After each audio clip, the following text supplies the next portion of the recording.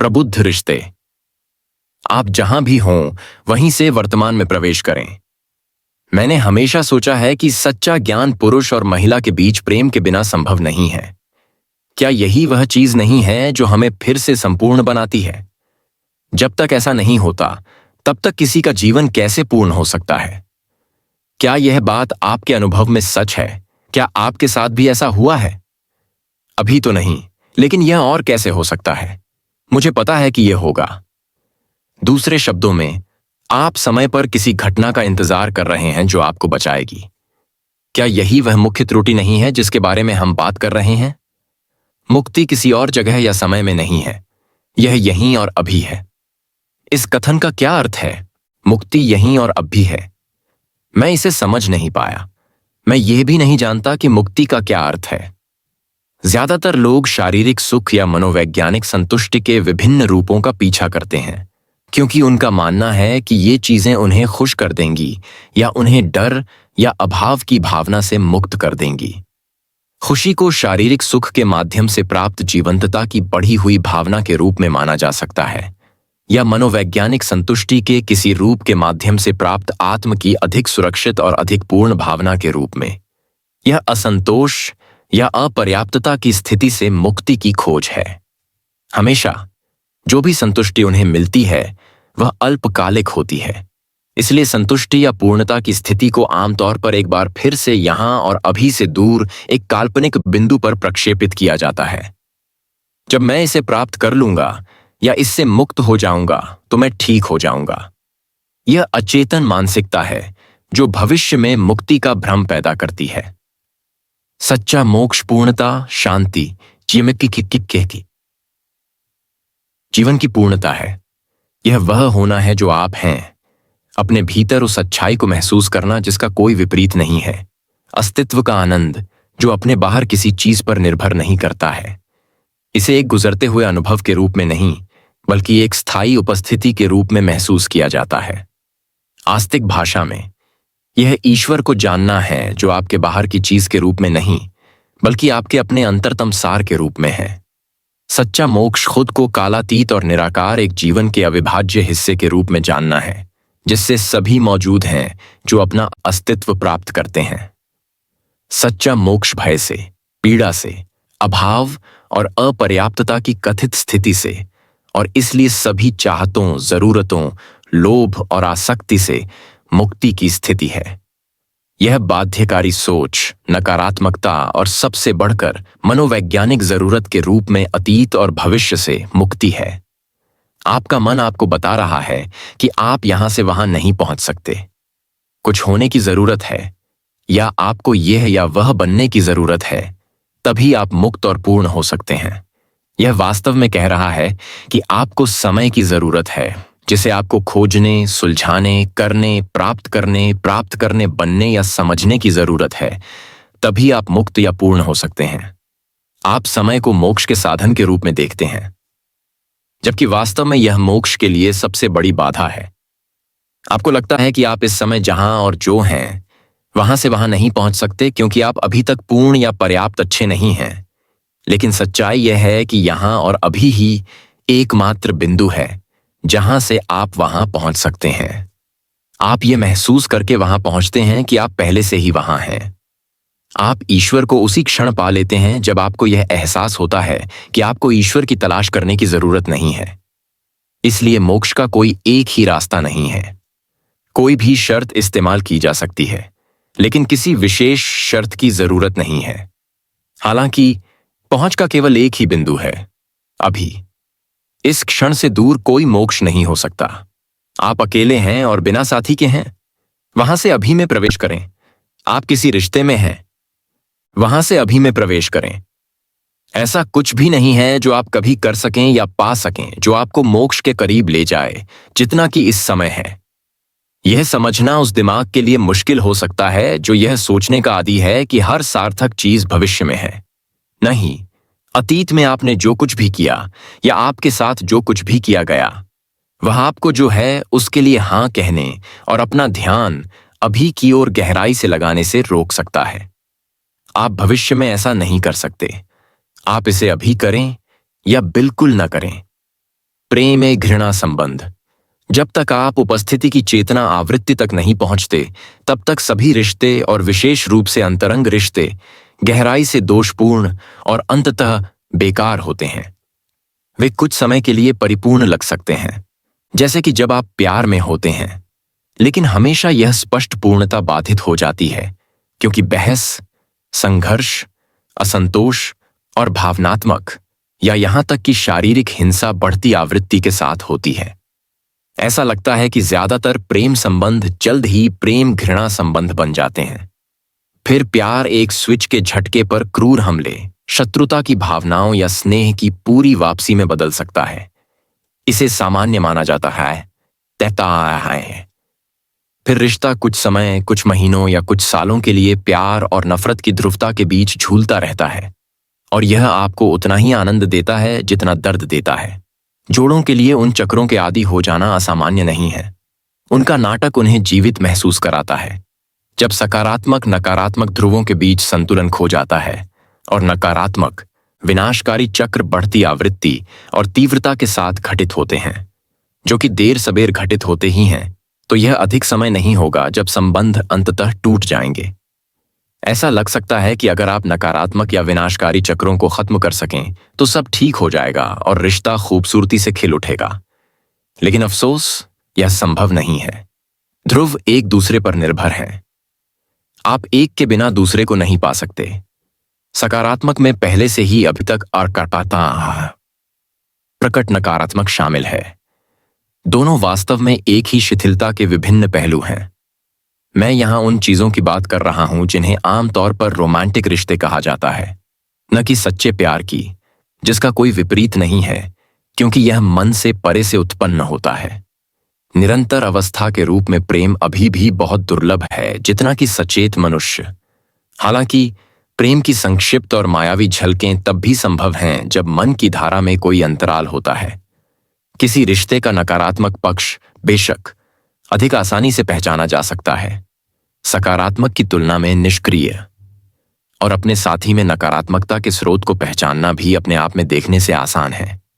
यह कई रूपों में प्रकट हो सकता है: अधिकार जताना, ईर्ष्या, नियंत्रण, पीछे हटना और अनकही नाराजगी, सही होने की आवश्यकता, असंवेदनशीलता और आत्मअवशोषण, भावनात्मक मांग और हेरफेर, बहस करने, आलोचना करने, न्याय करने, दोष देने या हमला करने की इच्छा, क्रोध, माता पिता द्वारा दिए गए पिछले दर्द का अचेतन बदला, क्रोध और शारीरिक हिंसा। सकारात्मक पक्ष पर आप अपने साथी के साथ प्यार में हैं।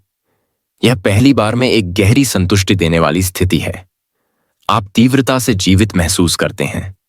आपका अस्तित्व अचानक सार्थक हो गया है, क्योंकि किसी को आपकी जरूरत है, आपको चाहता है और आपको विशेष महसूस कराता है, और आप भी उसके लिए ऐसा ही करते हैं।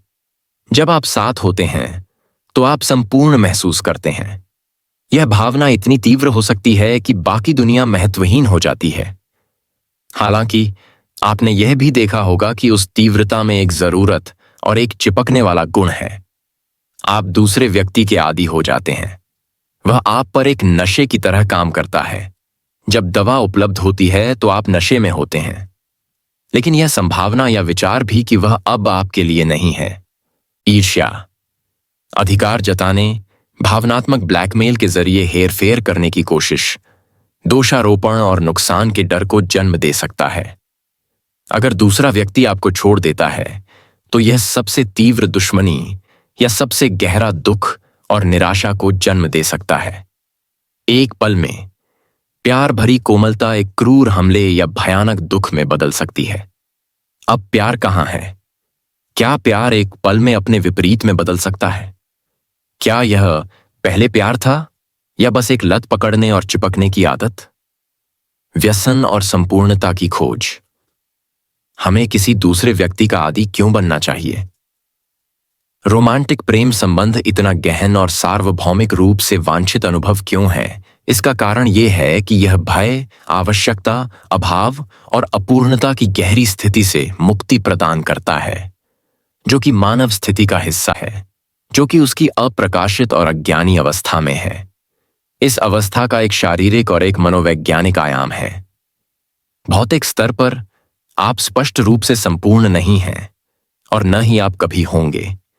आप या तो पुरुष हैं या महिला, यानी संपूर्ण का आधा हिस्सा। इस स्तर पर संपूर्णता की चाहत, एकता की वापसी, पुरुष महिला आकर्षण, पुरुष की महिला की जरूरत, महिला की पुरुष की जरूरत के रूप में प्रकट होती है। यह विपरीत ऊर्जा ध्रुवता के साथ मिलन की लगभग अदम्य इच्छा है। इसकी जड़, यह शारीरिक इच्छा आध्यात्मिक है। द्वैत के अंत की लालसा, पूर्णता की स्थिति में वापसी। यौन मिलन ही भौतिक स्तर पर इस स्थिति के सबसे करीब है। यही कारण है कि यह भौतिक क्षेत्र द्वारा प्रदान किया जाने वाला सबसे गहरा संतुष्टिदायक अनुभव है। लेकिन यौन मिलन पूर्णता की एक क्षणिक झलक, आनंद के एक पल से अधिक कुछ नहीं है। जब तक इसे अनजाने में मोक्ष के साधन के रूप में खोजा जाता है, तब तक आप रूप के स्तर पर द्वैत के अंत की तलाश कर रहे हैं, जहां इसे नहीं पाया जा सकता है। आपको स्वर्ग की एक आकर्षक झलक दी जाती है, लेकिन आपको वहां रहने की अनुमति नहीं है और आप खुद को फिर से एक अलग शरीर में पाते हैं। मनोवैज्ञानिक स्तर पर अभाव और अपूर्णता की भावना, यदि कुछ भी हो तो शारीरिक स्तर से भी अधिक है। जब तक आप मन से पहचाने जाते हैं, तब तक आपके पास स्वयं की बाहरी रूप से प्राप्त भावना होती है। कहने का तात्पर्य यह है कि आप अपनी पहचान उन चीजों से प्राप्त करते हैं जिनका अंततः आप कौन हैं, इससे कोई लेना देना नहीं है। आपकी सामाजिक भूमिका, संपत्ति, बाहरी रूप, सफलताएं और असफलताएं, विश्वास प्रणाली इत्यादि। यह झूठा मन निर्मित स्व, अहंकार, असुरक्षित महसूस करता है और हमेशा नई चीजों की तलाश करता रहता है जिससे उसे यह एहसास हो कि वह मौजूद है। लेकिन उसे स्थायी संतुष्टि देने के लिए कुछ भी पर्याप्त नहीं है। उसका डर बना रहता है, उसकी कमी और जरूरत की भावना बनी रहती है। लेकिन फिर वह खास रिश्ता सामने आता है। ऐसा लगता है कि यह अहंकार की सभी समस्याओं का जवाब है और उसकी सभी जरूरतों को पूरा करता है। कम से कम पहली नजर में तो ऐसा ही लगता है। पहले आप जिन दूसरी चीजों से अपना आत्मबोध प्राप्त करते थे, वे अब अपेक्षाकृत महत्वहीन हो गई हैं। अब आपके पास एक ऐसा केंद्र बिंदु है जो उन सभी को बदल देता है, आपके जीवन को अर्थ देता है और जिसके जरिए आप अपनी पहचान परिभाषित करते हैं। वह व्यक्ति जिससे आप प्यार करते हैं। अब आप बेपरवाह ब्रह्मांड में एक अलग थलग टुकड़ा नहीं रह गए हैं, या ऐसा लगता है। आपकी दुनिया का अब एक केंद्र है। प्रिय व्यक्ति, यह तथ्य कि केंद्र आपके बाहर है और इसलिए आपके पास अभी भी बाहरी रूप से प्राप्त आत्मबोध है, पहली नजर में कोई मायने नहीं रखता। जो मायने रखता है वह यह है कि अधूरेपन, डर, कमी और अतृप्ति की अंतर्निहित भावनाएं जो अहंकारी अवस्था की विशेषता हैं, अब नहीं हैं या हैं। क्या वे विलीन हो गई हैं या वे खुशहाल सतही वास्तविकता के नीचे मौजूद हैं? अगर आप अपने रिश्तों में प्यार और प्यार के विपरीत हमले, भावनात्मक हिंसा इत्यादि दोनों का अनुभव करते हैं, तो यह संभावना है कि आप अहंकार के लगाव और व्यसनी चिपके रहने को प्यार से भ्रमित कर रहे हैं। आप अपने साथी से एक पल प्यार नहीं कर सकते और अगले ही पल उस पर हमला कर सकते हैं। सच्चे प्यार का कोई विपरीत नहीं होता। अगर आपके प्यार का कोई विपरीत है तो यह प्यार नहीं बल्कि एक मजबूत अहंकार, स्वयं की अधिक पूर्ण और गहरी भावना की आवश्यकता है। एक ऐसी आवश्यकता जिसे दूसरा व्यक्ति अस्थायी रूप से पूरा करता है। यह मोक्ष के लिए अहंकार का विकल्प है और थोड़े समय के लिए यह लगभग मोक्ष जैसा लगता है। लेकिन एक समय ऐसा आता है जब आपका साथी इस तरह से व्यवहार करता है कि आपकी उम्मीदें पूरी नहीं हो पाती। आपकी जरूरतें, या बल्कि आपके अहंकार की जरूरतें, भय, दर्द और अभाव की भावनाएं जो अहंकारी चेतना का एक आंतरिक हिस्सा हैं, लेकिन प्रेम द्वारा ढक दी गई थीं, संबंध अब फिर से उभर आते हैं। हर दूसरी लत की तरह जब दवा उपलब्ध होती है तो आप बहुत खुश होते हैं, लेकिन हमेशा ऐसा समय आता है जब दवा आपके लिए काम नहीं करती। जब वे दर्दनाक भावनाएं फिर से प्रकट होती हैं तो आप उन्हें पहले से भी अधिक दृढ़ता से महसूस करते हैं और इससे भी अधिक, अब आप अपने साथी को उन भावनाओं का कारण मानते हैं। इसका मतलब है कि आप उन्हें बाहर की ओर प्रक्षेपित करते हैं और दूसरे पर उस सभी क्रूर हिंसा के साथ हमला करते हैं जो आपके दर्द का हिस्सा है। यह हमला साथी के अपने दर्द को जगा सकता है और वह आपके हमले का मुकाबला कर सकता है। इस बिंदु पर अहंकार अभी भी अनजाने में उम्मीद कर रहा है कि उसका हमला या हेर फेर करने का उसका प्रयास आपके साथी को अपना व्यवहार बदलने के लिए प्रेरित करने के लिए पर्याप्त सजा होगी, ताकि वह उन्हें आपके दर्द को छिपाने के लिए फिर से इस्तेमाल कर सके। हर लत आपके अपने दर्द का सामना करने और उससे बाहर निकलने से एक अचेतन इनकार से उत्पन्न होती है। हर लत दर्द से शुरू होती है और दर्द के साथ ही खत्म होती है। आप चाहे किसी भी पदार्थ के आदी हों, शराब, भोजन, वैध या अवैध ड्रग्स या कोई व्यक्ति, आप अपने दर्द को छिपाने के लिए किसी चीज या किसी व्यक्ति का उपयोग कर रहे हैं। यही कारण है कि शुरुआती उत्साह के बीत जाने के बाद अंतरंग संबंधों में बहुत अधिक दुख, बहुत अधिक दर्द होता है। वे दर्द और दुख का कारण नहीं बनते, वे आपके अंदर पहले से मौजूद दर्द और दुख को बाहर लाते हैं। हर लत ऐसा करती है। हर लत एक ऐसे बिंदु पर पहुंच जाती है जहां यही आपके लिए काम नहीं करती है और फिर आप पहले से कहीं अधिक तीव्रता से दर्द महसूस करते हैं। यही एक कारण है कि अधिकांश लोग हमेशा वर्तमान क्षण से भागने की कोशिश करते हैं और भविष्य में किस तरह के मोक्ष की तलाश करते हैं। अगर वे अपना ध्यान अभी पर केंद्रित करते हैं तो पहली चीज जो उन्हें मिल सकती है वह है उनका अपना दर्द, और यही वह चीज है जिससे वे डरते हैं। अगर वे केवल यह जानते कि अभी में उपस्थिति की शक्ति तक पहुंचना कितना आसान है, जो अतीत और उसके दर्द को भंग कर देती है, वह वास्तविकता जो भ्रम को दूर करता है। काश वे जानते कि वे अपनी वास्तविकता के कितने करीब हैं, भगवान के कितने करीब हैं। दर्द से बचने के प्रयास में रिश्तों से बचना भी इसका उत्तर नहीं है। दर्द तो वैसे भी है। इतने सालों में 3 असफल रिश्ते आपको एक रेगिस्तानी द्वीप पर 3 साल बिताने या अपने कमरे में बंद रहने की तुलना में अधिक जागृत होने के लिए मजबूर करेंगे। लेकिन अगर आप अपने अकेलेपन में तीव्र उपस्थिति ला सकते हैं तो यह आपके लिए भी काम करेगा। व्यसनकारी से प्रबुद्ध रिश्तों तक। क्या हम एक व्यसनकारी रिश्ते को सच्चे रिश्ते में बदल सकते हैं? हाँ, वर्तमान में रहना और अपना ध्यान और भी अधिक गहराई से वर्तमान में ले जाकर अपनी उपस्थिति को तीव्र करना, चाहे आप अकेले रह रहे हों या किसी साथी के साथ, यही कुंजी है। प्रेम को पनपने के लिए आपकी उपस्थिति का प्रकाश इतना मजबूत होना चाहिए कि आप विचारक या दर्द शरीर के द्वारा नियंत्रित ना हो जाएं और उन्हें आप ही समझने की भूल न करें। विचारक के नीचे के अस्तित्व के रूप में खुद को जानना, मानसिक शोर के नीचे की शांति, दर्द के नीचे का प्रेम और आनंद, यही स्वतंत्रता मुक्षत्वदित्यक ज्ञान है। दर्द शरीर से अलग होना दर्द में उपस्थिति लाना है और इस तरह इसे रूपांतरित करना है। सोच से अलग होने का अर्थ है अपने विचारों और व्यवहार का मूक दर्शक बनना, विशेष रूप से अपने मन के दोहराए जाने वाले पैटर्न और अहंकार द्वारा निभाई गई भूमिकाओं का। यदि आप इसे स्वार्थ के साथ निवेश करना बंद कर देते हैं तो मन अपनी बाध्यकारी गुणवत्ता खो देता है, जो मूल रूप से न्याय करने की बाध्यता है, और इसलिए जो है उसका विरोध करना, जो संघर्ष, नाटक और नया दर्द पैदा करता है। वास्तव में जिस क्षण वह निर्णय जो है उसे स्वीकार करके बंद हो जाता है, आप मन से मुक्त हो जाते हैं।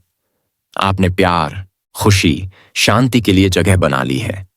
सबसे पहले आप खुद को आंकना बंद करते हैं, फिर आप अपने साथी को आंकना बंद करते हैं। किसी रिश्ते में बदलाव के लिए सबसे बड़ा उत्प्रेरक आपके साथी को पूरी तरह से स्वीकार करना है, जैसा कि वह है, बिना किसी तरह से उसे आंकने या बदलने की आवश्यकता के। यह तुरंत आपको अहंकार से परे ले जाता है। सभी दिमागी खेल और सभी व्यसनी चिपकना तब खत्म हो जाते हैं। अब कोई पीड़ित और कोई अपराधी नहीं है, कोई आरोप लगाने वाला और आरोपी नहीं है। यह सभी सह निर्भरता का भी अंत है, किसी और के अचेतन पैटर्न में खींचे जाने और इस तरह इसे जारी रखने में सक्षम बनाना। फिर आप या तो प्यार में अलग हो जाएंगे या एक साथ अब और भी गहराई से आगे बढ़ेंगे अस्तित्व में। क्या यह इतना आसान हो सकता है? हाँ, यह इतना आसान है। प्रेम अस्तित्व की एक अवस्था है। आपका प्रेम बाहर नहीं है, यह आपके भीतर गहराई में है। आप इसे कभी नहीं खो सकते और यह आपको छोड़ नहीं सकता। यह किसी दूसरे शरीर, किसी बाहरी रूप पर निर्भर नहीं है। अपनी उपस्थिति की शांति में आप अपने स्वयं के निराकार और कालातीत वास्तविकता को उस अव्यक्त जीवन के रूप में महसूस कर सकते हैं जो आपके भौतिक रूप को जीवंत करता है। फिर आप हर दूसरे इंसान और हर दूसरे प्राणी के भीतर उसी जीवन को गहराई से महसूस कर सकते हैं। आप रूप और अलगाव के पर्दे से परे देखते हैं। यह एकता की प्राप्ति है। यह प्रेम है। ईश्वर क्या है? सभी जीवन रूपों के अंतर्गत शाश्वत एक जीवन। प्रेम क्या है? अपने भीतर और सभी प्राणियों के भीतर उस एक जीवन की उपस्थिति को महसूस करना, वह होना। इसलिए सभी प्रेम ईश्वर का प्रेम है। प्रेम चयनात्मक नहीं होता, ठीक वैसे ही जैसे सूर्य का प्रकाश चयनात्मक नहीं होता। यह किसी व्यक्ति को विशेष नहीं बनाता। यह अनन्य नहीं है। विशिष्टता ईश्वर का प्रेम नहीं है, मिले। लेकिन अहंकार का प्यार। हालांकि जिस तीव्रता के साथ सच्चा प्यार महसूस किया जाता है वह अलग अलग हो सकता है। एक व्यक्ति हो सकता है जो दूसरों की तुलना में आपके प्रति अधिक प्यार और अधिक तीव्रता से आपके प्यार को दर्शाता है, और यदि वह व्यक्ति आपके प्रति ऐसा ही महसूस करता है तो यह कहा जा सकता है कि आप उसके साथ प्रेम संबंध में हैं।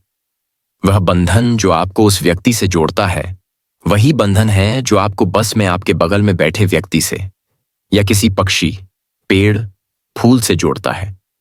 केवल तीव्रता की डिग्री जिसके साथ इसे महसूस किया जाता है भिन्न होती है। यहां तक कि एक नशे की लत वाले रिश्ते में भी ऐसे क्षण हो सकते हैं जब कुछ और वास्तविक चमकता है, कुछ ऐसा जो आपकी आपसी नशे की जरूरतों से परे हो। ये ऐसे क्षण होते हैं जब आपका और आपके साथी का दिमाग कुछ समय के लिए शांत हो जाता है और दर्द शरीर अस्थायी रूप से निष्क्रिय अवस्था में होता है। यह हो सकता है व्यसनकारी से प्रबुद्ध रिश्तों तक। क्या हम एक व्यसनकारी रिश्ते को सच्चे रिश्ते में बदल सकते हैं? हाँ, वर्तमान में रहना और अपना ध्यान और भी अधिक गहराई से वर्तमान में ले जाकर अपनी उपस्थिति को तीव्र करना, चाहे आप अकेले रह रहे हों या किसी साथी के साथ, यही कुंजी है। प्रेम को पनपने के लिए आपकी उपस्थिति का प्रकाश इतना मजबूत होना चाहिए कि आप विचारक या दर्द शरीर के द्वारा नियंत्रित न हो जाएं और उन्हें आप ही समझने की भूल न करें। विचारक के नीचे के अस्तित्व के रूप में खुद को जानना, मानसिक शोर के नीचे की शांति, दर्द के नीचे का प्रेम और आनंद, यही स्वतंत्रता का ज्ञान है। दर्द शरीर से अलग होना, दर्द में उपस्थिति लाना और इस तरह इसे रूपांतरित करना है। सोच से अलग होना, अपने विचारों और व्यवहार का मूक दर्शक होना है, खास तौर पर अपने मन के दोहराए जाने वाले पैटर्न और अहंकार द्वारा निभाई जाने वाली भूमिकाओं का।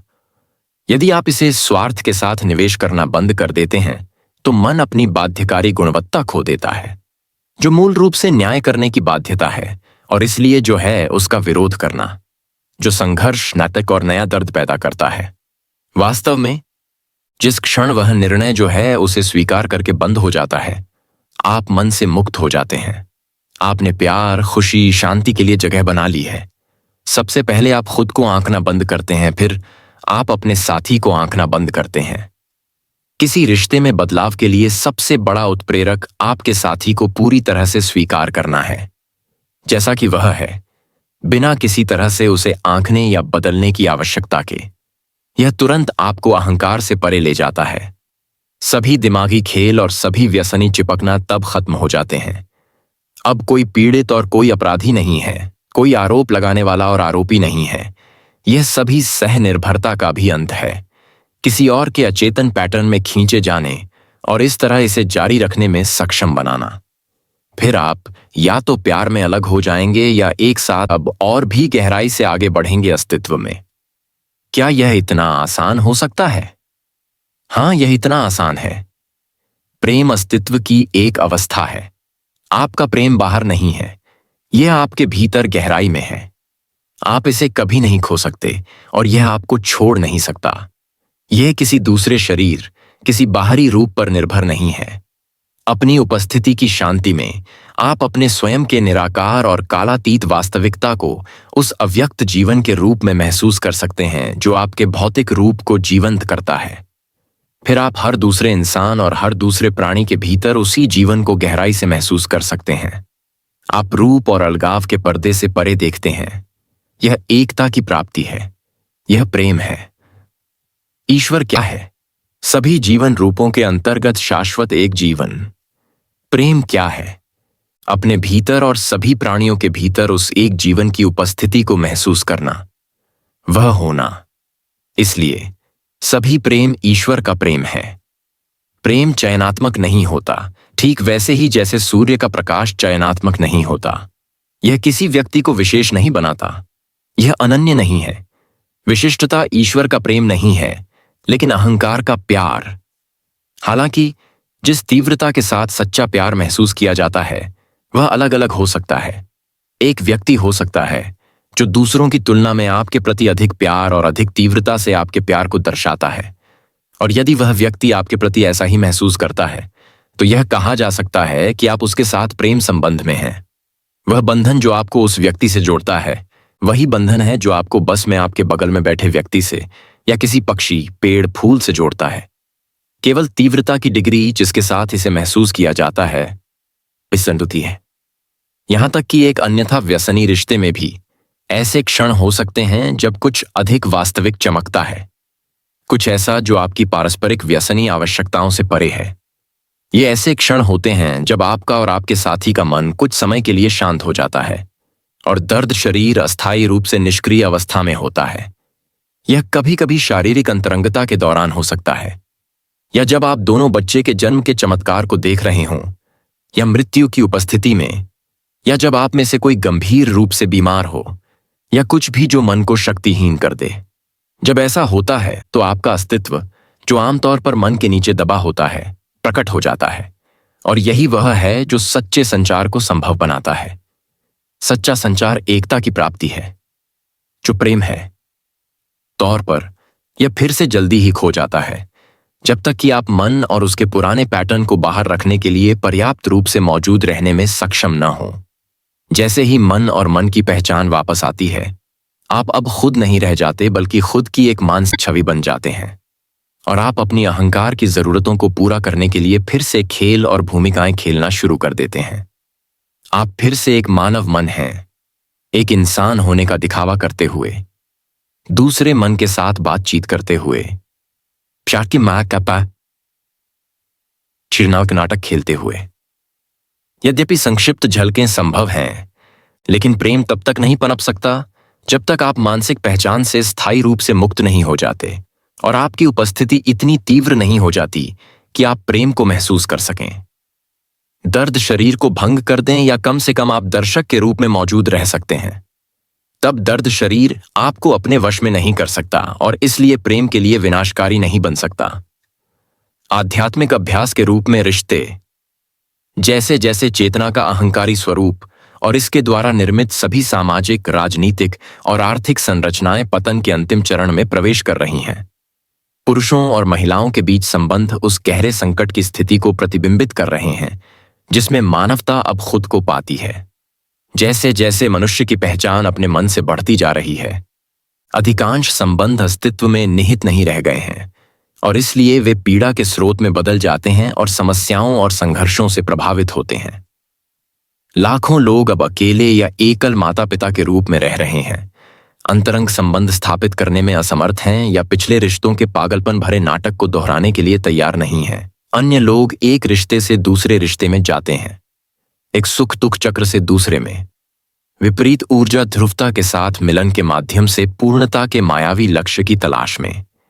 फिर भी अन्य लोग समझौता करते हैं और एक ऐसे बेकार रिश्ते में साथ रहना जारी रखते हैं जिसमें नकारात्मकता व्याप्त रहती है, बच्चों या सुरक्षा के लिए, आदत के बल पर, अकेले होने के डर से या किसी अन्य कारण से पारस्परिक रूप से, लाभकारी विग्रह व्यवस्था के माध्यम से, या यहां तक कि भावनात्मक नाटक और दर्द की उत्तेजना के प्रति अचेतन लत के माध्यम से भी।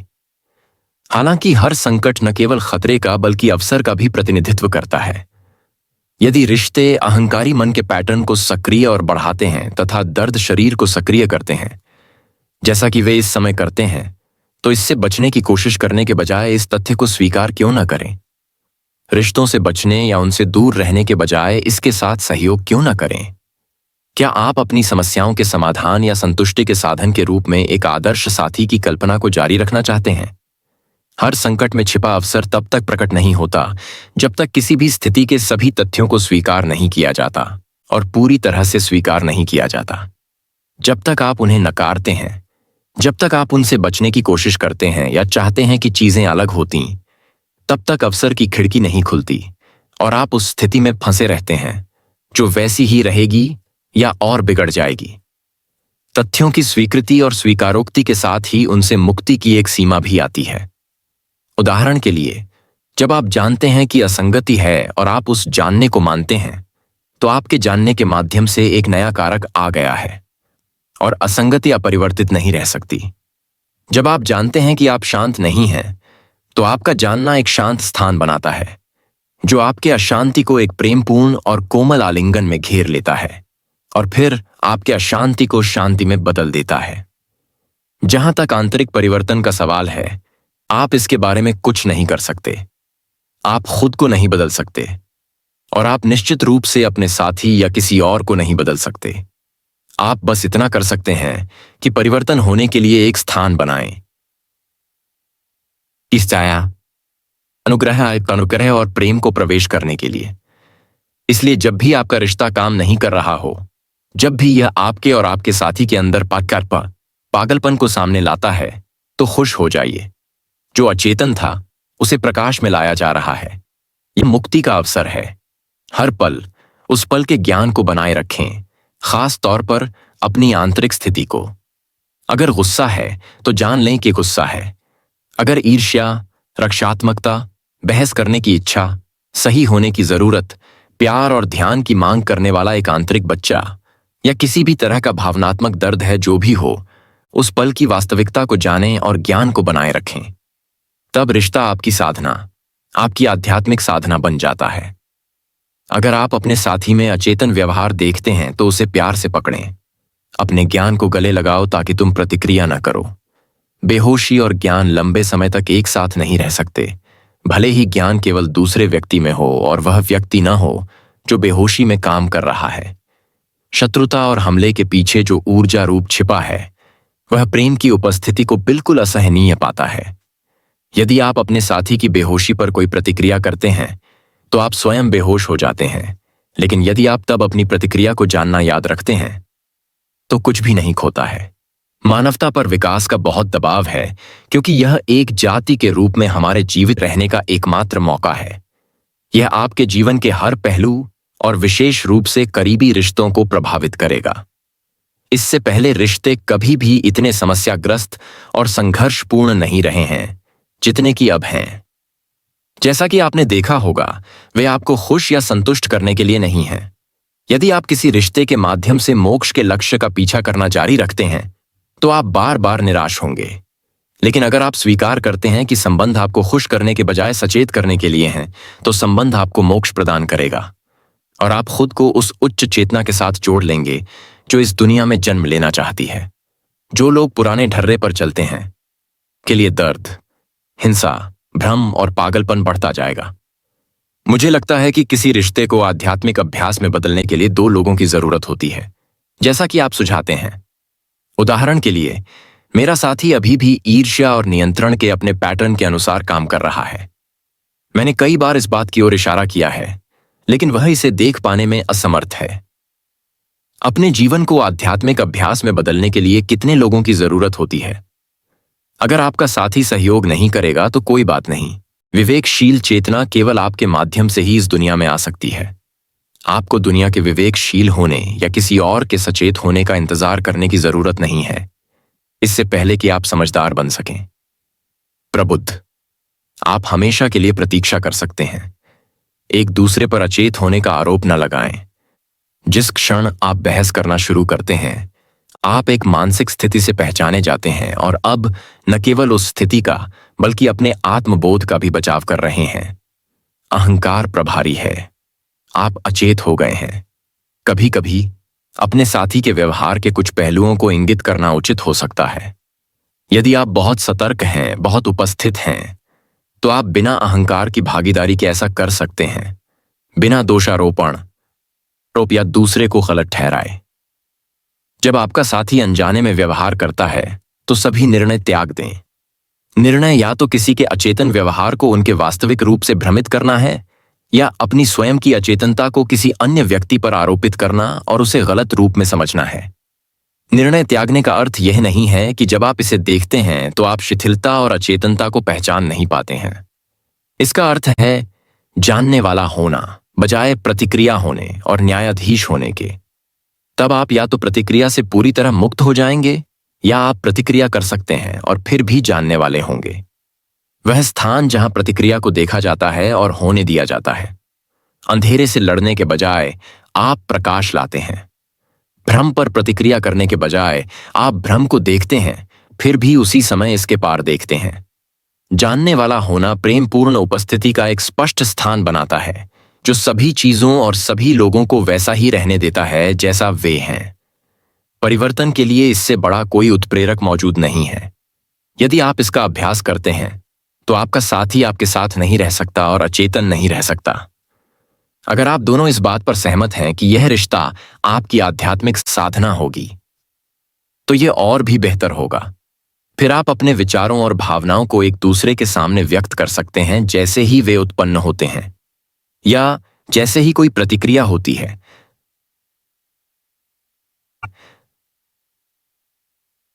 ताकि आप एक ऐसा समय अंतराल न बनाएं जिसमें एक अव्यक्त या अस्वीकृत भावना या शिकायत बढ़ जाए। बिना किसी दोष के जो आप महसूस करते हैं उसे व्यक्त करना सीखें। अपने साथी की बात खुले और गैर रक्षात्मक तरीके से सुनना सीखें। अपने साथी को अपनी भावनाओं को व्यक्त करने दें। खुद को अभिव्यक्त करने के लिए जगह, उपस्थित रहें। आरोप लगाना, बचाव करना, हमला करना, वे सभी पैटर्न जो अहंकार को मजबूत करने या बचाने या उसकी जरूरतों को पूरा करने के लिए बनाए गए हैं, लिखते पैताना आज पैर बे हैं, तब निरर्थक हो जाएंगे। दूसरों को और खुद को जगह देना महत्वपूर्ण है। इसके बिना प्यार पनप नहीं सकता। जब आप रिश्तों को नष्ट करने वाले दो कारकों को हटा देते हैं, जब दर्द शरीर का रूपांतरण हो जाता है और आप अब मन और मानसिक स्थितियों से पहचाने नहीं जाते हैं, और यदि आपके साथी ने भी ऐसा ही किया है, तो आप रिश्ते के खिलने का आनंद अनुभव करेंगे। एक दूसरे को अपने दर्द और अपनी बेहोशी को प्रतिबिंबित करने के बजाय, अपने पारस्परिक नशे की लत वाले अहंकार की जरूरतों को संतुष्ट करने के बजाय, आप एक दूसरे को उस प्यार को प्रतिबिंबित करेंगे जो आप गहराई से महसूस करते हैं, वह प्यार। यदि आपका साथी अभी भी मन और दर्द शरीर के साथ पहचाना जाता है, जबकि आप पहले से ही मुक्त हैं, तो यह आपके लिए नहीं बल्कि आपके साथी के लिए एक बड़ी चुनौती होगी। एक प्रबुद्ध व्यक्ति के साथ रहना आसान नहीं है, या यूं कहें कि यह इतना आसान है कि अहंकार को यह बेहद खतरनाक लगता है। याद रखें कि अहंकार को अलगाव की भावना को मजबूत करने के लिए समस्याओं, संघर्ष और शत्रुओं की आवश्यकता होती है, जिस पर उसकी पहचान निर्भर करती है। अज्ञानी साथी का मन गहराई से निराश होगा क्योंकि उसकी स्थिर स्थिति का विरोध नहीं किया जाता है, जिसका अर्थ है कि वे अस्थिर और कमजोर हो जाएंगे। और यहां तक कि खतरा यह भी है कि वे पूरी तरह से ढह सकते हैं, जिसके परिणाम स्वरूप आत्मक्षति हो सकती है। दर्द शरीर प्रतिक्रिया की मांग कर रहा है और उसे वह नहीं मिल रही है। बहस, नाटक और संघर्ष की जरूरत पूरी नहीं हो रही है। लेकिन सावधान रहें, कुछ लोग जो अनुत्तरदायी, पीछे हटने वाले, असंवेदनशील या अपनी भावनाओं से कटे हुए हैं, वे सोच सकते हैं और दूसरों को यह समझाने की कोशिश कर सकते हैं कि वे प्रबुद्ध हैं, या कम से कम उनके साथ कुछ भी गलत नहीं है और उनके साथी के साथ सब कुछ गलत है। पुरुष महिलाओं की तुलना में ऐसा अधिक करते हैं। वे अपनी महिला साथी को तर्कहीन या भावुक समझ सकते हैं, लेकिन अगर आप अपनी भावनाओं को महसूस कर सकते हैं तो आप अपने अंदर छिपे उस चमकदार आंतरिक शरीर से दूर नहीं हैं। अगर आप हैं, मुख्य रूप से आपके सिर में दूरी बहुत अधिक है और आंतरिक शरीर तक पहुंचने से पहले आपको भावनात्मक शरीर में चेतना लाने की आवश्यकता है। अगर प्रेम और आनंद का उत्सर्जन नहीं है, सभी प्राणियों के प्रति पूर्ण उपस्थिति और खुलापन नहीं है, तो यह आत्मज्ञान आत्मज्ञान नहीं है। दूसरा संकेतक यह है कि कोई व्यक्ति कठिन या चुनौतीपूर्ण परिस्थितियों में या जब चीजें गलत हो जाती हैं में कैसा व्यवहार करता है। अगर आपका ज्ञान अहंकारी आत्मभ्रम है तो जीवन जल्द ही आपको एक चुनौती देगा जो आपके अचेतन को किसी भी रूप में सामने लाएगा, जैसे कि भय, क्रोध, अशांतता, निर्णय, अवसाद इत्यादि। अगर आप किसी रिश्ते में हैं तो आपकी कई चुनौतियां आपके साथी के माध्यम से आएंगी। उदाहरण के लिए, एक महिला को एक अनुत्तरदायी पुरुष साथी द्वारा चुनौती दी जा सकती है जो लगभग पूरी तरह से अपने दिमाग में रहता है। उसे उसकी सुनने में असमर्थता, उसे ध्यान देने और रहने के लिए जगह देने में असमर्थता से चुनौती मिलेगी, जो उसकी उपस्थिति की कमी के कारण है। रिश्ते में प्रेम की अनुपस्थिति, जिसे आमतौर पर महिला द्वारा एक पुरुष की तुलना में अधिक तीव्रता से महसूस किया जाता है। महिला के दर्द शरीर को ट्रिगर करेगा और इसके माध्यम से वह अपने साथी पर हमला करेगी, दोष देगी, आलोचना करेगी, गलत करेगी इत्यादि। यह बदले में अब उसकी चुनौती बन जाती है। अपने दर्द शरीर के हमले से खुद का बचाव करने के लिए, जिसे वह पूरी तरह से अनुचित मानता है, वह अपनी मानसिक स्थिति में और भी अधिक गहराई से जम जाएगा क्योंकि वह खुद को सही ठहराता है, खुद का बचाव करता है या जवाबी हमला करता है। अंततः यह उसके अपने दर्द शरीर को सक्रिय कर सकता है। जब दोनों भागीदारों को इस तरह से नियंत्रित कर लिया जाता है तो गहरी बेहोशी का एक स्तर पहुंच जाता है। भावनात्मक हिंसा, बर्बर हमला और जवाबी हमला, यह तब तक कम नहीं होगा जब तक कि दोनों दर्द शरीर खुद को फिर से भर नहीं लेते और फिर निष्क्रिय अवस्था में प्रवेश नहीं कर लेते। अगली बार तक यह अनगिनत संभावित परिदृश्यों में से सिर्फ एक है। पुरुष महिला संबंधों में बेहोशी को कैसे सामने लाया जाता है, इस बारे में कई खंड लिखे जा चुके हैं और कई और भी लिखे जा सकते हैं। लेकिन जैसा कि मैंने कहा पहले, एक बार जब आप रोग की जड़ को समझ लेते हैं तो आपको इसकी अनगिनत अभिव्यक्तियों का पता लगाने की आवश्यकता नहीं होती। आइए संक्षेप में उस परिदृश्य पर फिर से नजर डालें जिसका मैंने अभी वर्णन किया है। इसमें शामिल हर चुनौती वास्तव में मुक्ति के लिए एक प्रच्छन्न अवसर है। प्रकट होने वाली अक्रियाशील प्रक्रिया के हर चरण में बेहोशी से मुक्ति संभव है। उदाहरण के लिए, महिला की शत्रुता पुरुष के लिए उसके मन की पहचान वाली स्थिति से बाहर आने, अभी में जागने, अपने मन के साथ और भी अधिक पहचाने जाने, और भी अधिक बेहोश होने के बजाय वर्तमान में आने का संकेत बन सकती है। दर्द शरीर होने का क्या होने के बजाय महिला वह ज्ञान हो सकती है जो अपने भीतर भावनात्मक दर्द को देखती है। इस प्रकार अभी की शक्ति तक पहुंचती है और दर्द के रूपांतरण की शुरुआत करती है। यह इसके बाध्यकारी और स्वचालित बाहरी प्रक्षेपण को हटा देगा। फिर वह अपने साथी को अपनी भावनाएं व्यक्त कर सकती है। बेशक इस बात की कोई गारंटी नहीं है कि वह सुनेगा, लेकिन यह उसे वर्तमान में आने का एक अच्छा मौका देता है और निश्चित रूप से पुराने मन के पैटर्न से अनैच्छिक अभिनय के पागल चक्र को तोड़ता है। यदि महिला उस अवसर को चूक जाती है तो पुरुष प्रतिक्रिया होने के बजाय उसके दर्द के प्रति अपनी मानसिक भावनात्मक प्रतिक्रिया, अपनी खुद की रक्षात्मकता को देख सकता है। वह तब अपने दर्द शरीर को सक्रिय होते हुए देख सकता था और इस तरह अपनी भावनाओं में चेतना ला सकता था। इस तरह शुद्ध जागरूकता का एक स्पष्ट और स्थिर स्थान अस्तित्व में आ जाएगा। जानने वाला, मौन साक्षी, देखने वाला। यह जागरूकता दर्द से इनकार नहीं करती और फिर भी उससे परे है। यह दर्द को होने देती है और फिर भी उसी समय उसे रूपांतरित करती है। यह सब कुछ स्वीकार करती है और सब कुछ बदल देती है। उसके लिए एक दरवाजा खुल गया होगा जिसके माध्यम से वह आसानी से उस स्थान में उसके साथ शामिल हो सकती थी। अगर आप लगातार या कम से कम अपने रिश्ते में मुख्य रूप से मौजूद रहते हैं तो यह आपके साथी के लिए सबसे बड़ी चुनौती होगी। वे बहुत लंबे समय तक आपकी उपस्थिति को बर्दाश्त नहीं कर पाएंगे और बेहोश रहेंगे। अगर वे तैयार हैं तो वे ऐसा करेंगे। उस दरवाजे से गुजरो जो तुमने उनके लिए खोला था और उस अवस्था में तुम्हारे साथ जुड़ जाओ। अगर वे नहीं हैं तो तुम तेल और पानी की तरह अलग हो जाओगे। जो व्यक्ति अंधकार में रहना चाहता है उसके लिए प्रकाश बहुत दर्दनाक है। महिलाएं आत्मज्ञान के अधिक निकट क्यों हैं? महिलाएं आत्मज्ञान के अधिक निकट क्यों हैं? क्या आत्मज्ञान प्राप्ति में बाधाएं पुरुषों के लिए भी समान हैं और महिलाओं के लिए भी? हाँ, लेकिन जोर अलग है। आमतौर पर एक महिला के लिए अपने शरीर को महसूस करना और उसमें रहना आसान होता है, इसलिए वह स्वाभाविक रूप से पुरुष की तुलना में अस्तित्व के करीब होती है और संभवतः ज्ञानोदय के करीब होती है। यही कारण है कि कई प्राचीन संस्कृतियों ने सहज रूप से निराकार और पारलौकिक वास्तविकता का प्रतिनिधित्व या वर्णन करने के लिए महिला आकृतियों या उपमाओं को चुना। इसे अक्सर एक गर्भ के रूप में देखा जाता था जो सृष्टि में हर चीज को जन्म देता है और अपने जीवन के दौरान रूप के रूप में इसे बनाए रखता है और पोषण करता है।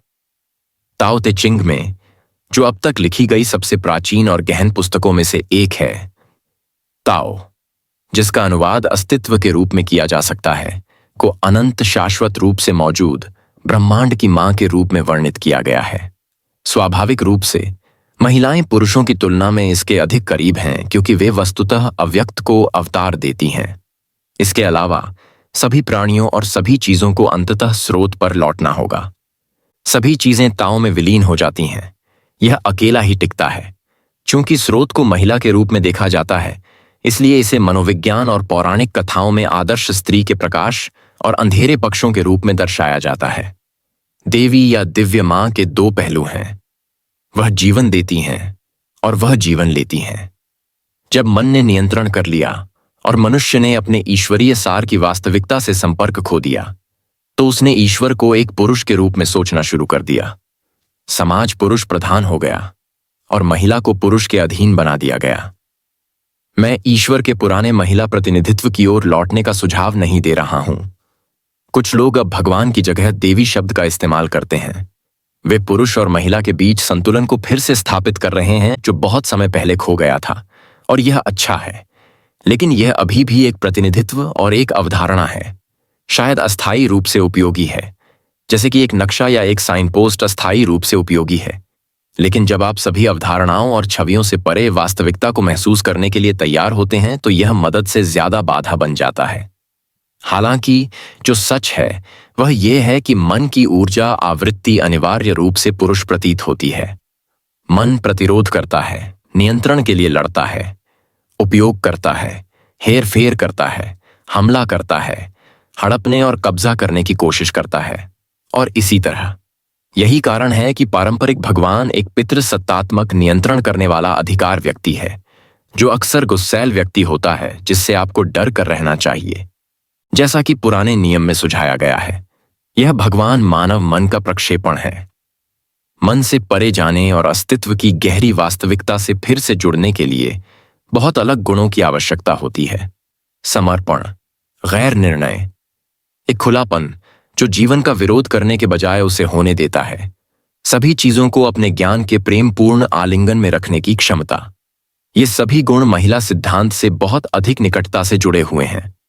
जहां मन ऊर्जा कठोर और दृढ़ है, वहीं अस्तित्व ऊर्जा कोमल और ग्रहणशील है, और फिर भी मन से असीम रूप से अधिक शक्तिशाली है। सभ्यता को चलाता है, जबकि अस्तित्व हमारे ग्रह और उससे परे सभी जीवन का प्रभारी है। अस्तित्व ही वह बुद्धिमत्ता है जिसकी दृश्यमान अभिव्यक्ति भौतिक ब्रह्मांड है। हालांकि महिलाएं संभावित रूप से इसके करीब हैं, लेकिन पुरुष भी इसे अपने भीतर से प्राप्त कर सकते हैं। इस समय अधिकांश पुरुष और साथ ही महिलाएं अभी भी मन की गिरफ्त में हैं। विचारक और दर्द शरीर के साथ पहचाने जाते हैं। यह जाहिर है ज्ञान और प्रेम के फूलने को रोकता है। एक सामान्य नियम के रूप में प्रमुख पुरुषों के लिए बाधा सोचने वाला मन होता है और महिलाओं के लिए मुख्य बाधा दर्द शरीर होता है। हालांकि कुछ व्यक्तिगत मामलों में विपरीत सत्य हो सकता है और अन्य में दोनों कारक समान हो सकते हैं। सामूहिक स्त्री पीड़ा शरीर का विघटन, दर्द शरीर महिलाओं के लिए अधिक बाधा क्यों है? दर्द शरीर में आमतौर पर सामूहिक और व्यक्तिगत पहलू होते हैं। व्यक्तिगत पहलू व्यक्ति के अपने अतीत में झेले गए भावनात्मक दर्द का संचित अवशेष है। सामूहिक पहलू बीमारी, यातना, युद्ध, हत्या, क्रूरता, पागलपन आदि के माध्यम से हजारों वर्षों में सामूहिक मानव मानस में संचित दर्द है। हर किसी का व्यक्तिगत दर्द शरीर भी इस सामूहिक दर्द शरीर का हिस्सा होता है। सामूहिक दर्द शरीर में अलग अलग किस्में होती हैं। उदाहरण के लिए, कुछ नस्लें या देश जिनमें संघर्ष और हिंसा के चरम रूप होते हैं, उनका सामूहिक दर्द शरीर दूसरों की तुलना में भारी होता है। मजबूत दर्द शरीर वाला कोई भी व्यक्ति और उससे अलग होने के लिए पर्याप्त चेतना न होने पर न केवल लगातार या समय समय पर अपने भावनात्मक दर्द को फिर से जीने के लिए मजबूर होगा, बल्कि आसानी से हिंसा का अपराधी या शिकार भी बन सकता है। यह इस बात पर निर्भर करता है कि उसका दर्द शरीर मुख्य रूप से सक्रिय है या निष्क्रिय। दूसरी ओर, वे संभावित रूप से ज्ञानोदय के करीब भी हो सकते हैं। यह संभावना आवश्यक रूप से साकार नहीं होती, लेकिन यदि आप किसी दुःस्वप्न में फंसे हैं तो आप जागने के लिए संभवतः किसी ऐसे व्यक्ति की तुलना में अधिक प्रेरित होंगे जो किसी साधारण सपने के उतार चढ़ाव में फंसा हुआ है। अपने व्यक्तिगत दर्द शरीर के अलावा प्रत्येक महिला की अपनी हिस्सेदारी होती है, जिसे सामूहिक महिला दर्द शरीर के रूप में वर्णित किया जा सकता है, जब तक कि वह पूरी तरह से सचेत न हो। इसमें हजारों सालों से महिलाओं द्वारा पुरुषों द्वारा महिलाओं पर किए गए अत्याचार, गुलामी, शोषण, बलात्कार, प्रसव, बच्चे की मृत्यु आदि के कारण सहे गए संचित दर्द शामिल हैं। कई महिलाओं के लिए मासिक धर्म से पहले और उसके साथ होने वाला भावनात्मक या शारीरिक दर्द सामूहिक रूप से दर्द शरीर होता है, जो उस समय अपनी निष्क्रियता से जागता है। हालांकि इसे अन्य समय पर भी ट्रिगर किया जा सकता है।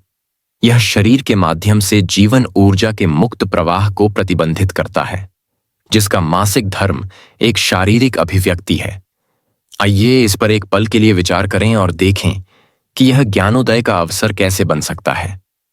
अक्सर उस समय एक महिला को दर्द शरीर द्वारा कब्जा कर लिया जाता है। इसका एक अत्यंत गंभीर प्रभाव होता है। एक क्षण रुकें और देखें कि यह किस प्रकार ज्ञान प्राप्ति का अवसर बन सकता है। अक्सर एक महिला उस समय दर्द शरीर द्वारा कब्जा कर ली जाती है। इसमें एक अत्यंत शक्तिशाली ऊर्जावान आवेश होता है जो आपको आसानी से इसके साथ अचेतन पहचान में खींच सकता है। तब आप सक्रिय रूप से एक ऊर्जा क्षेत्र द्वारा ग्रसित हो जाते हैं जो आपके आंतरिक स्थान पर कब्जा कर लेता है और आप होने का दिखावा करता है, लेकिन निश्चित रूप से आप बिल्कुल भी नहीं हैं। यह आपके माध्यम से बोलता है, आपके माध्यम से कार्य करता है, आपके माध्यम से सोचता है। यह आपके जीवन में नकारात्मक परिस्थितियां पैदा करेगा ताकि यह ऊर्जा पर फीड कर सके। यह और अधिक दर्द चाहता है, चाहे वह किसी भी रूप में हो।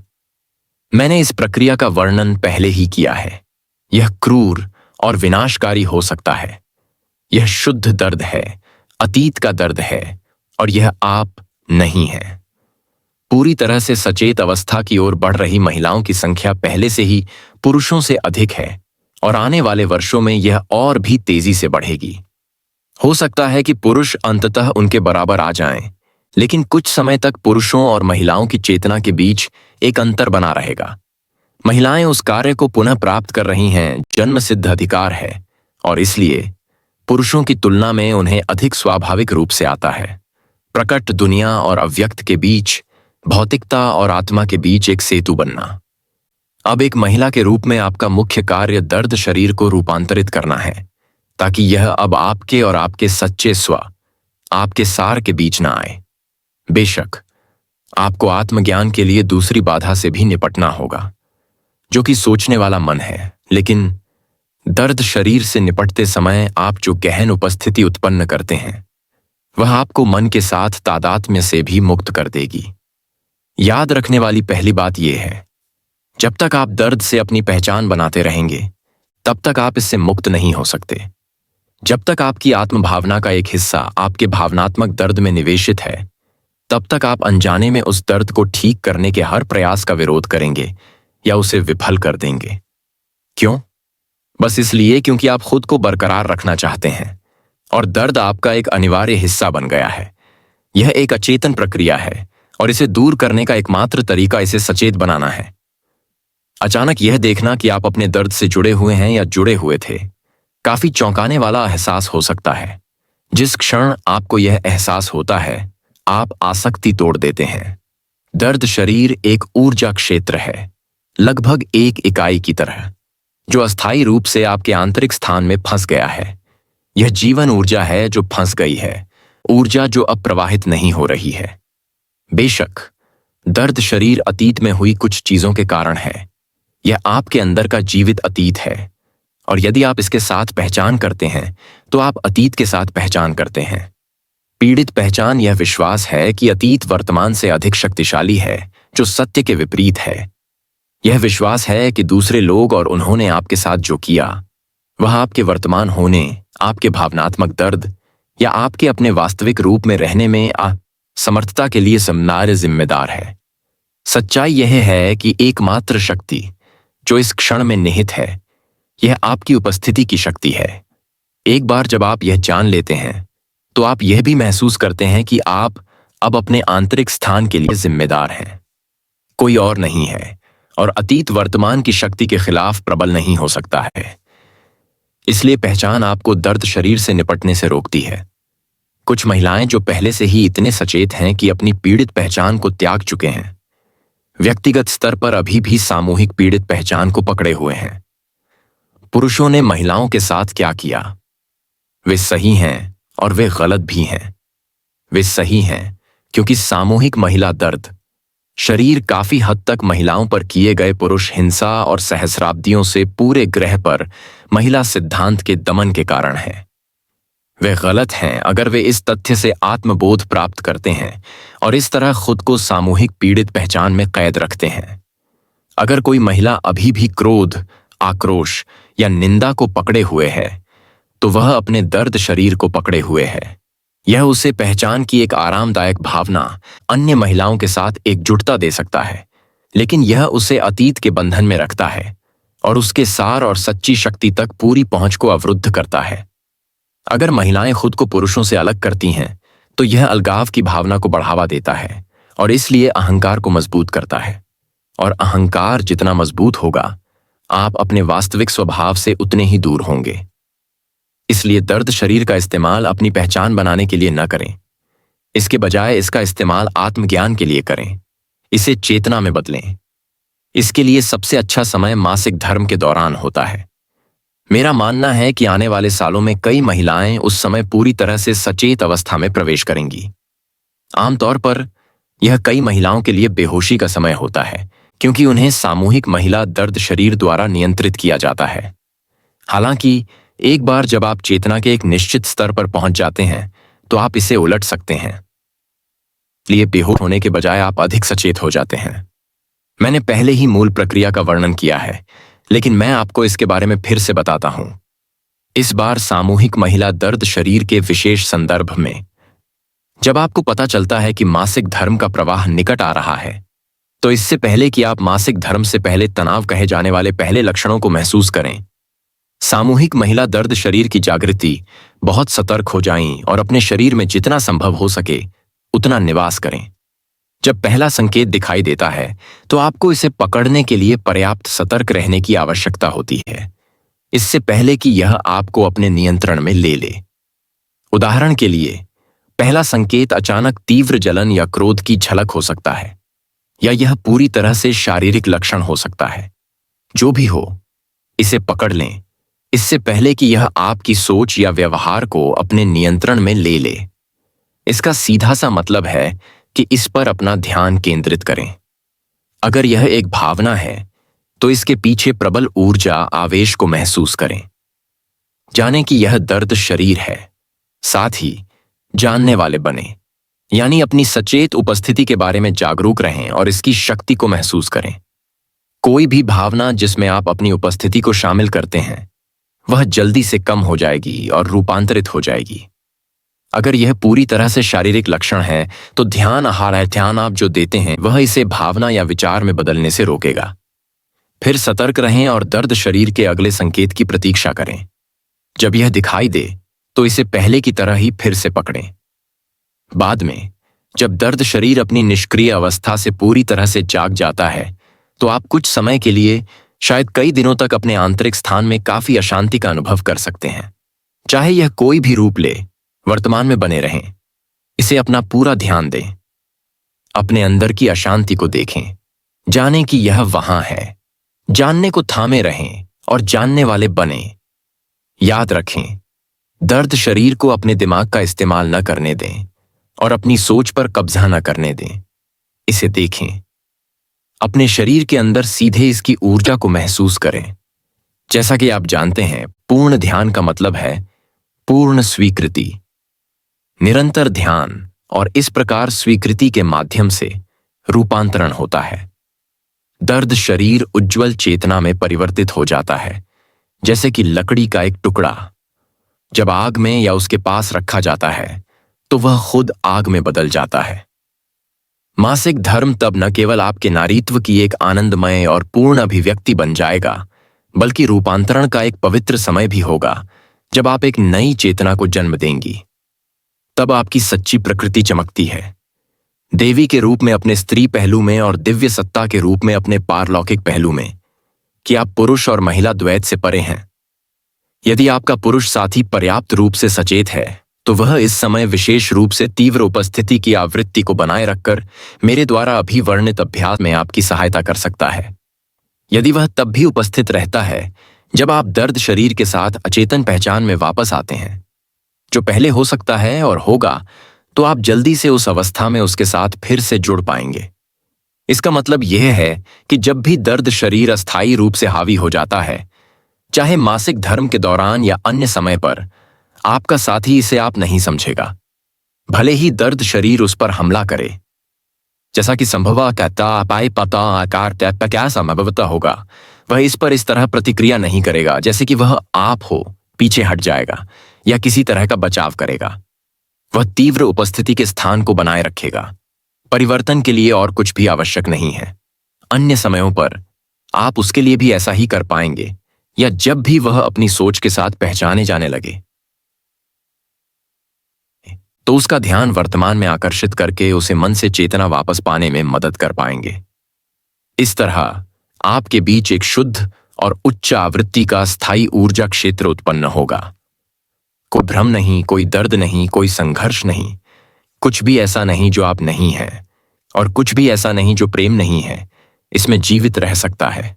यह आपके रिश्ते के दिव्य पारलौकिक उद्देश्य की पूर्ति का प्रतिनिधित्व करता है। यह चेतना का एक भंवर बन जाता है जो कई अन्य लोगों को अपनी ओर आकर्षित करेगा। अपने आप से रिश्ता छोड़ दो। जब कोई पूरी तरह से सचेत हो जाता है तो क्या उसे अभी भी किसी रिश्ते की जरूरत होगी? क्या कोई पुरुष अभी भी किसी महिला की ओर आकर्षित होगा? क्या कोई महिला अभी भी किसी पुरुष के बिना अधूरी महसूस करेगी? प्रबुद्ध हों या ना हो, आप या तो पुरुष हैं या महिला, इसलिए अपने रूप पहचान के स्तर पर आप पूर्ण नहीं हैं। आप संपूर्ण का आधा हिस्सा हैं। यह अपार क्या पूर्णता पुरुष महिला आकर्षण के रूप में महसूस की जाती है।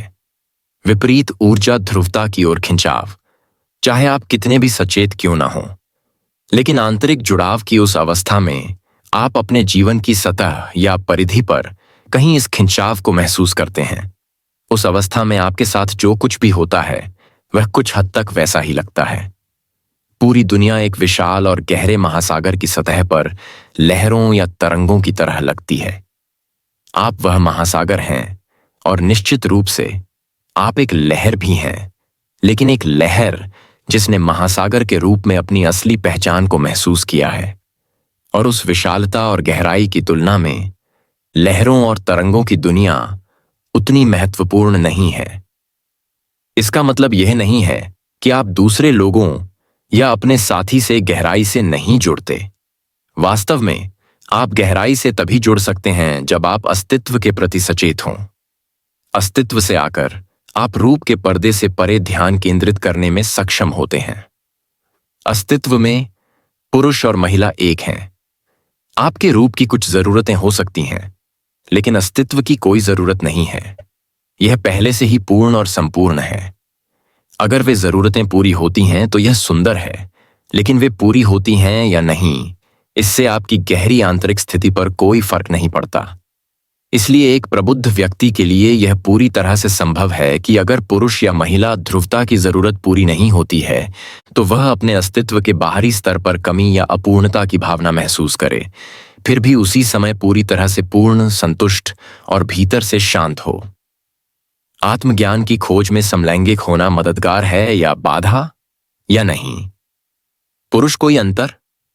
जैसे जैसे आप वयस्कता की ओर बढ़ते हैं, आपकी कामुकता के बारे में अनिश्चितता और उसके बाद यह एहसास कि आप दूसरों से अलग हैं, आपको सामाजिक रूप से निर्धारित विचारों और व्यवहार के पैटर्न से अलग होने के लिए मजबूर कर सकता है। यह स्वचालित रूप से आपकी चेतना के स्तर को अचेतन बहुमत से ऊपर उठा देगा, जिसके सदस्य बिना किसी सवाल के सभी विरासत में मिले पैटर्न को अपना लेते हैं। उस संबंध में समलैंगिक होना मददगार हो सकता है। कुछ हद तक बाहरी व्यक्ति होना, कोई ऐसा व्यक्ति जो दूसरों के साथ फिट नहीं होता या किसी भी कारण से उनके द्वारा अस्वीकार कर दिया जाता है, जीवन को कठिन बनाता है, लेकिन यह आपको ज्ञान के मामले में लाभ की स्थिति में भी रखता है। यह आपको लगभग बलपूर्वक अचेतन से बाहर निकालता है। दूसरी ओर, यदि आप अपनी समलैंगिकता के आधार पर पहचान की भावना विकसित करते हैं, आप एक जाल से बचकर दूसरे जाल में फंस गए हैं। आप अपने समलैंगिक होने की मानसिक छवि के अनुसार भूमिकाएं और खेल खेलेंगे। आप अचेत हो जाएंगे, आप अवास्तविक हो जाएंगे। अपने अहंकार के मुखौटे के नीचे आप बहुत दुखी हो जाएंगे। अगर आपके साथ ऐसा होता है तो समलैंगिक होना एक बाधा बन जाएगा, लेकिन आपको हमेशा एक और मौका मिलता है। बेशक तीव्र दुख एक महान जागृति हो सकती है। क्या यह सच नहीं है कि किसी अन्य व्यक्ति के साथ संतोषजनक संबंध बनाने से पहले आपको स्वयं के साथ अच्छा संबंध बनाने और स्वयं से प्रेम करने की आवश्यकता है? अगर आप अकेले होने पर खुद के साथ सहज नहीं हो पाते हैं, तो आप अपनी बेचैनी को छिपाने के लिए किसी रिश्ते की तलाश करेंगे। आप यह सुनिश्चित कर सकते हैं कि बेचैनी फिर रिश्ते में किसी अन्य रूप में फिर से प्रकट होगी और आप शायद उसे बनाए रखेंगे। आपका पार्टनर इसके लिए जिम्मेदार है। आपको बस इस पल को पूरी तरह से स्वीकार करना है। तब आप यहां और अभी में सहज महसूस करेंगे और खुद के साथ सहज महसूस करेंगे। लेकिन क्या आपको खुद से रिश्ता बनाने की जरूरत है? आप खुद क्यों नहीं हो सकते? जब आप खुद से रिश्ता बनाते हैं तो आप खुद को दो हिस्सों में बांट लेते हैं, टी और खुद, विषय और वस्तु। मन द्वारा बनाया गया यह द्वंद्व आपके जीवन में सभी अनावश्यक जटिलताओं, सभी समस्याओं और संघर्षों का मूल कारण है। आत्मज्ञान की अवस्था में आप खुद होते हैं, आप और खुद एक हो जाते हैं। आप खुद को आंकते नहीं हैं। आपको खुद पर तरस नहीं आता। आपको खुद पर गर्व नहीं होता। आप खुद से प्यार नहीं करते। आप खुद से नफरत नहीं करते, वगैरह। आत्मचिंतनशील चेतना के कारण होने वाला विभाजन ठीक हो जाता है। उसका अभिशाप हट जाता है। अब कोई अस्व नहीं है जिसकी आपको रक्षा, बचाव या पोषण करने की जरूरत है। जब आप आत्मज्ञान प्राप्त कर लेते हैं तो एक रिश्ता ऐसा होता है जो अब आपके पास नहीं होता। अपने से रिश्ता एक बार जब आप उसे छोड़ देते हैं तो आपके बाकी सभी रिश्ते प्रेम संबंध बन जाते हैं।